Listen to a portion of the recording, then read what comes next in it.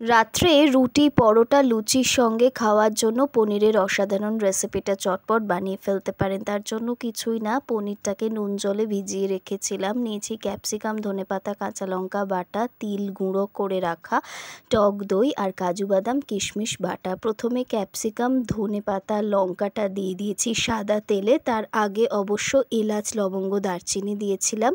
তারপর দিয়েছি পরিমাণ মতন টক দই। টক দইটাকে ভালো করে ফেটিয়ে নিয়েছি। নুন চিনি স্বাদ মতো দিয়ে ওই কাজু আর কিশমিশ বাটাটা দিয়ে ক্রমাগত ভালো করে ফুটিয়ে নিতে হবে। তারপর দিয়ে দিয়েছি সাদা তিল গুঁড়ো করা।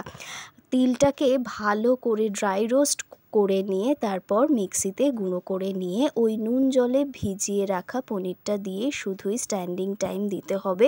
আর ফুটে ফুটে যখন দেখবেন গ্রেভিটা বেশ গাঢ় হয়ে আসছে তখন বাটার দিয়ে দেবেন। ভিডিওটা কেমন লাগলো